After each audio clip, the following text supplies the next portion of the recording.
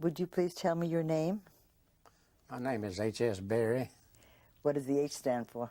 Horace Berry. All right. Horace, where were you born and when? I was born in 1920 in Greer, South Carolina. Did you live there? Yes, up till I went to Clemson. Tell me a little bit about your family. As of now, No, at that back time. then, well, I had a brother and a sister, and we were a small family, really. Did you go to school in Greer? Yes, I did. Where did you go to school? Greer High School And then?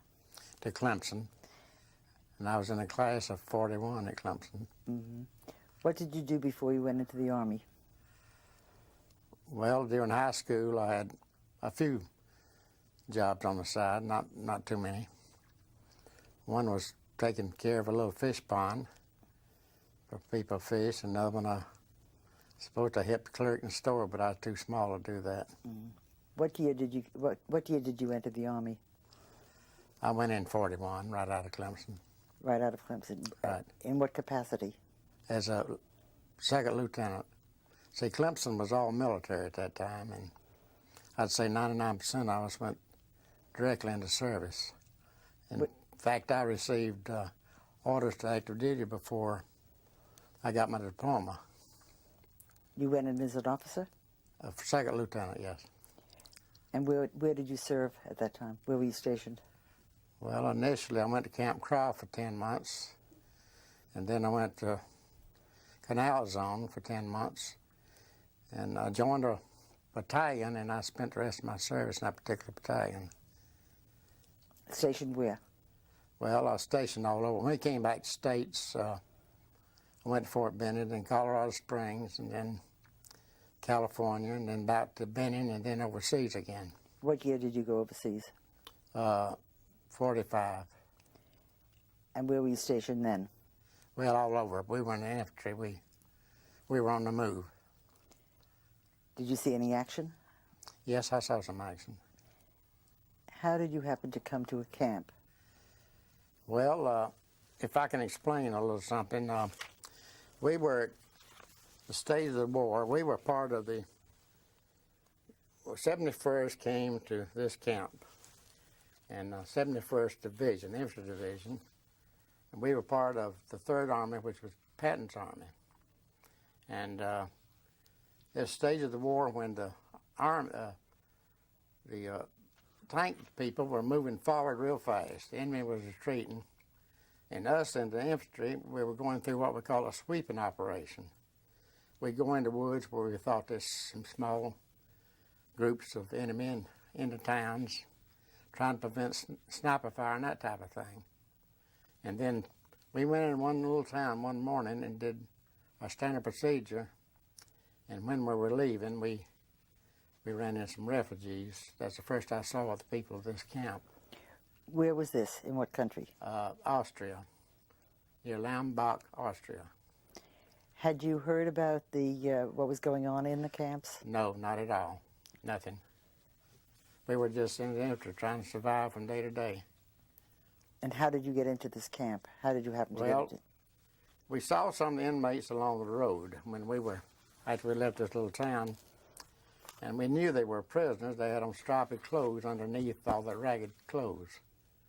And they were starved, and there weren't many of them at that time. And some of us had chocolate bars, and some of them had cigarettes they gave them, and they ate the cigarettes. And the chocolate bars were too much for them.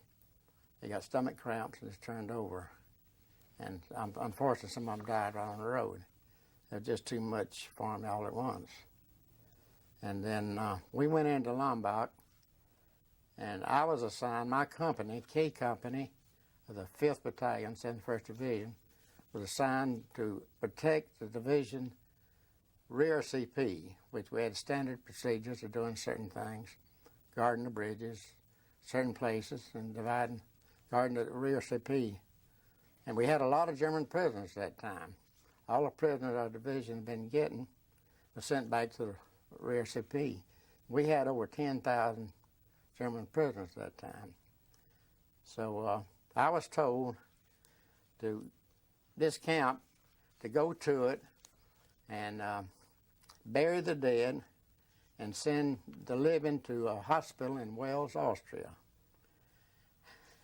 I assigned my third platoon to go to it, and I didn't stay there all the time, but it was my duty to go by every once in a while and check on it. And there's some pictures in this book here that shows what was going on. And they were starved. They were literally starved.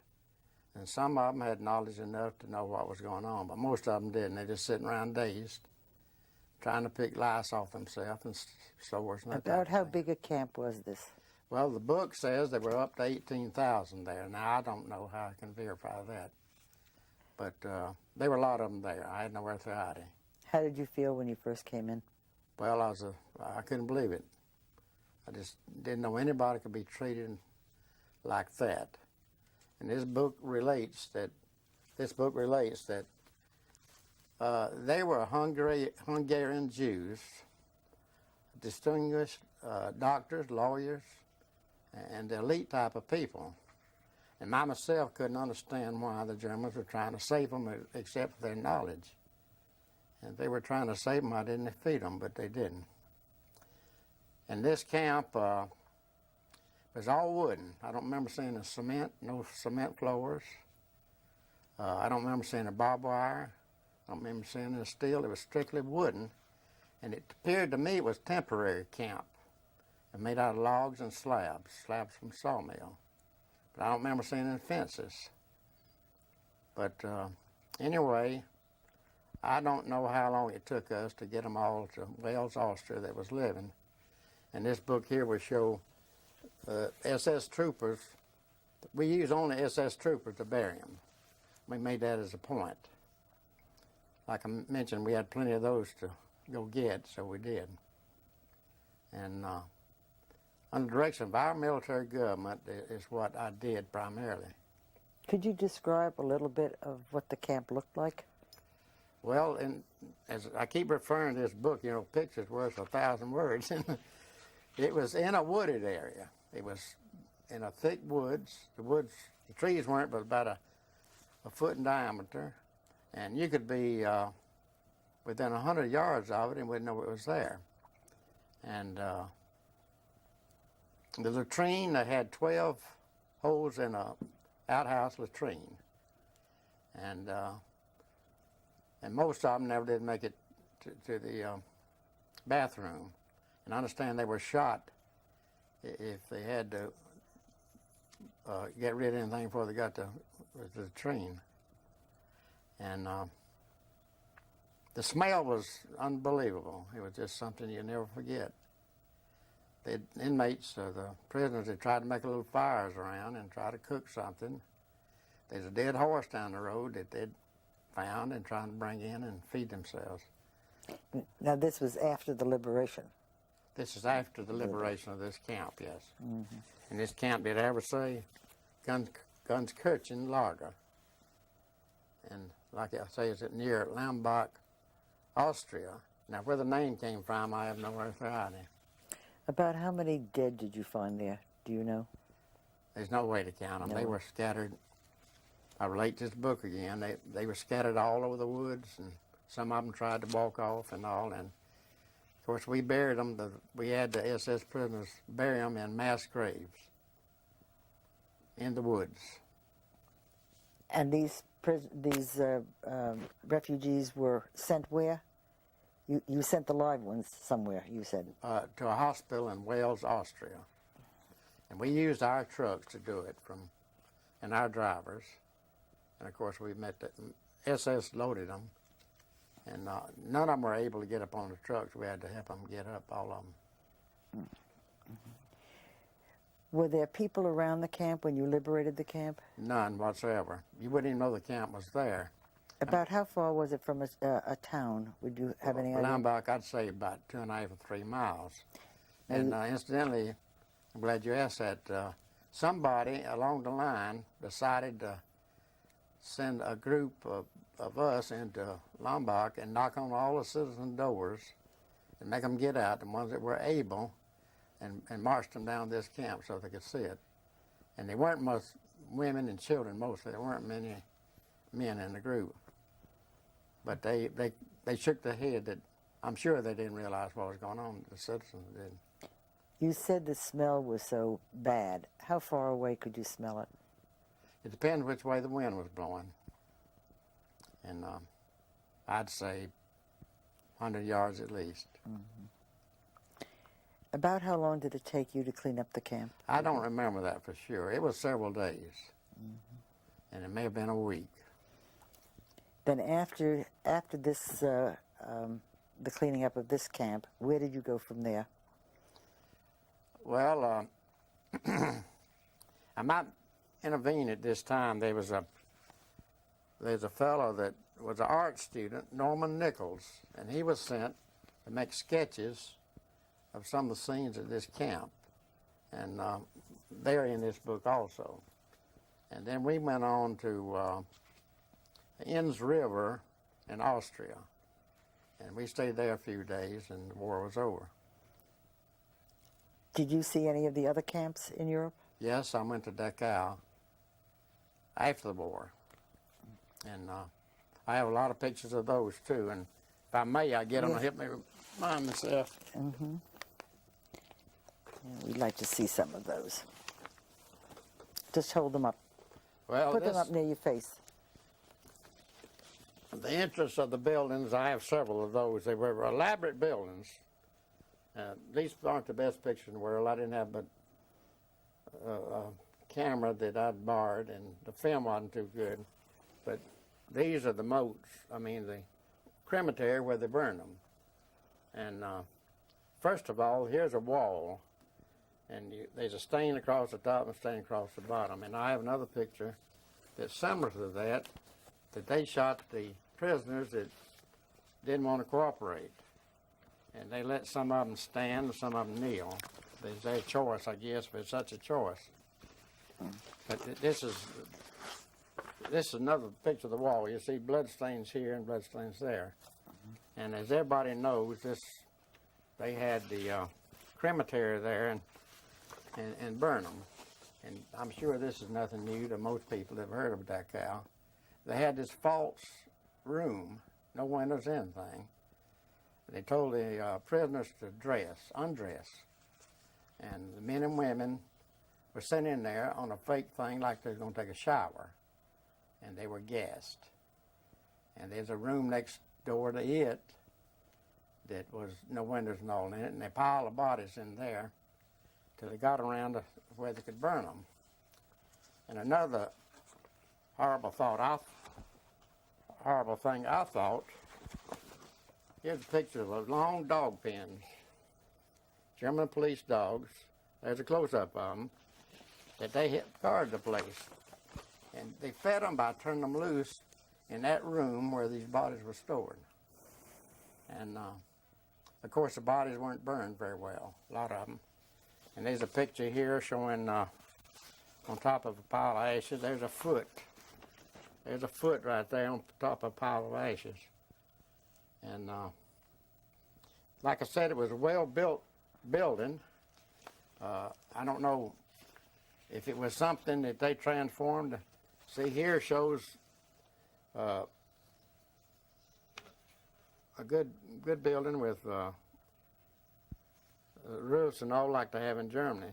Now this right here, these boxes to put bodies in, I never did find what they were for, but right next to that there was a room where they had taken some of the ashes and made little patties out of them. I brought one home, and they put numbers on the patties. And supposedly the Germans would send those little patties in an urn to some of the family and make up some kind of story that they died this way or that way, but you know how they died. But anyway, they tried to deceive the people some way like that. I guess it's strictly some of the propaganda that the Germans were real good at. And there's moats all around this camp, and there's wire fences. It'd been impossible to get out. No way in the world that a prisoner could escape from there. Horace, how did this affect you?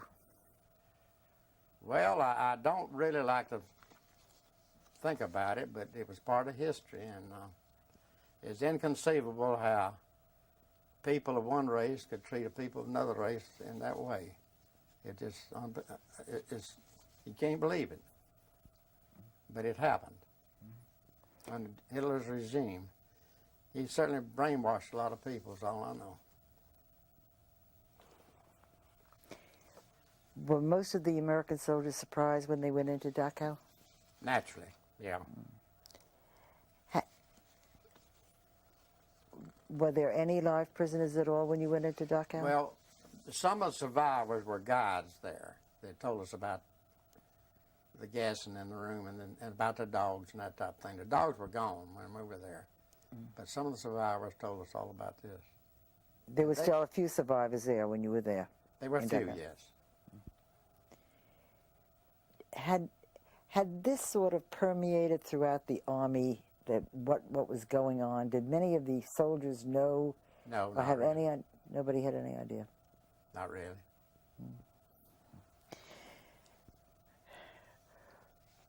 When were you discharged from the Army? January of '46. And you came, and what did you do then? You came back home? I came back to Spartanburg, yes, and I worked 2 years with the Clemson Extension Service and 2 years with the South Carolina Peace Corps Association, which was the largest peace co-op in the world at that time, but it doesn't exist now. Were you married? Yes, I was married in '43 during the war. You have children? I have 2 boys and 4 grandchildren. Horace, do you ever think about this? Occasionally, experience? it just, I hate to say it, but you try to tune it off. Did you ever talk about it to anybody? Not really, no. Did you ever tell your wife about it? No, I didn't. Of course, she's seen the book and these pictures, but I just never talked much about it. Do you think it ever affected any of your thinking or your emotions? Well, if you dwell on it, it will. Like I said, I just try to tune it off. Of course, that's been long years ago, but I went to Emory and gave some information on this, and then I sent some information to Washington too. You know, they're building a National Holocaust building there in Washington near the Lincoln Memorial. I guess you knew all this. And I sent them some information. And I'll leave some here. All right, thank you very much. Is there anything else you might like to say? Not really, and I appreciate this opportunity of doing this. No, we thank you so much for And I coming. hope some of the school kids will realize what was going on there. Thank you. Thank you again for this Thank you very opportunity. much.